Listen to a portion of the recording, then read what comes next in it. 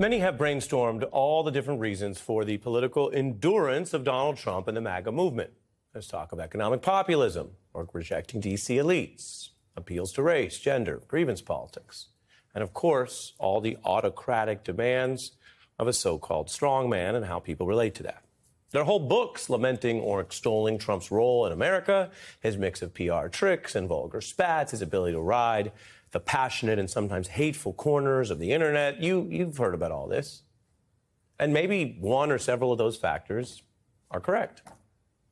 But virtually everyone referenced there uses an American lens to look inward at American politics without seeing how our story may fit into the larger world, yes, that whole world that we in this country inhabit.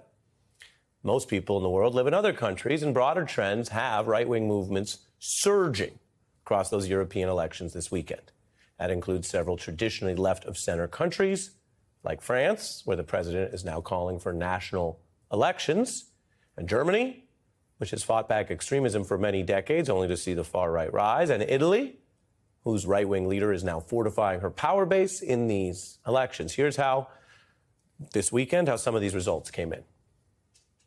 It had been widely predicted that hard-right, far-right parties were going to do well in this election. There's been a definitive shift to the right. So in Austria, the Freedom Party, Geert Wilders in the Netherlands, Marine Le Pen in France, the AfD in Germany. French President Emmanuel Macron calling a snap parliamentary vote. We can see that the constructive pro-European centre has held. The Rassemblement National pushing Macron to dissolve Parliament trumps everything.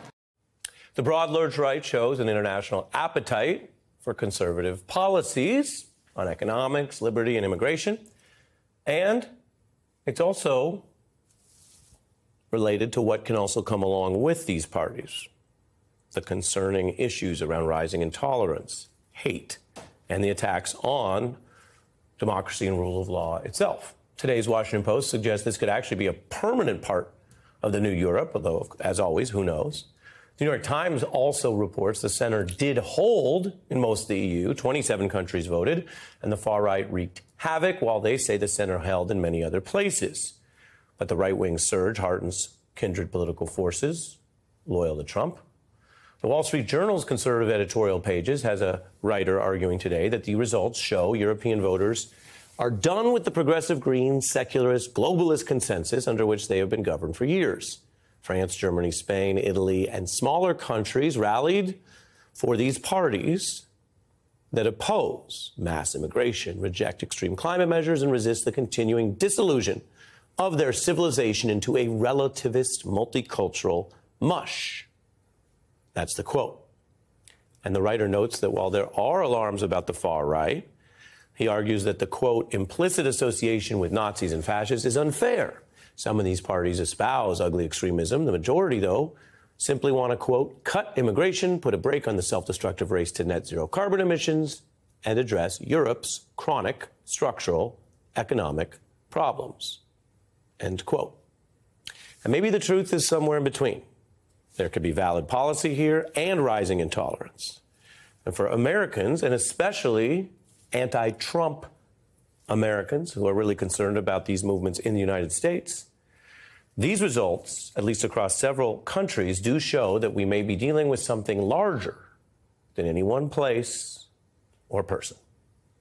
So for insights, we turn to Katty Kay, BBC News special U.S. correspondent with knowledge of both our country's politics and so many of these in Western Europe, and Cheick Homanduri, a veteran political strategist who worked for Obama and often mentions, even in American segments, things that are happening in other countries. Welcome to you both.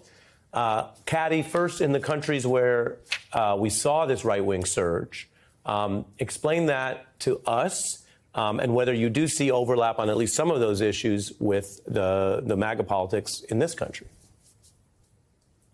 Yes, I read Jared Baker's piece in the Wall Street Journal. I think there's, he makes a good point that a lot of the right-wing push that we've seen in Europe, and that comes really in the context of these elections from France and Germany. Those are the two countries that had the biggest upsets in terms of the far right taking more power than they had done.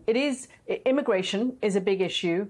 anti-green policies. And the real loser in the elections in Europe this weekend were the green parties right across Europe. So Europeans saying, look, we don't like the cost of the green policies that Europe has really been championing over the last few years, and a sense of kind of nativism as well. I mean, I think where Gerard Baker kind of slightly brushes the fears about tendencies towards Nazism under the rug is you only have to look online, and you may not even want to do it, but look online and Google Nazi salute Italy April, and it's April 2024 that I'm talking about, and you will see rallies across Italy where people, not in the thousands, but in the hundreds, were making very distinct Nazi salutes, Heil Hitler salutes throughout the country ahead of these European elections. So that nativism, that drift towards, flirtation with fascism is certainly there in some of these countries. But Americans shouldn't think they're alone in populism. I covered the Brexit vote in 2016, which preceded Donald Trump. In fact, I came back from Brexit to here in America and said, OK, these are the reasons I think Donald Trump is going to win, because I was hearing the same things in both countries. So Europe it's not so much, I don't think, saying that Europe is following America in the populism. It was already there in many of these European countries, and now we've seen it again in these European elections. Yeah, I mean, Che, Caddy's right. You know, when it comes to Nazis, you don't really want to own the side of underestimating it. You kind of want to take Nazis seriously.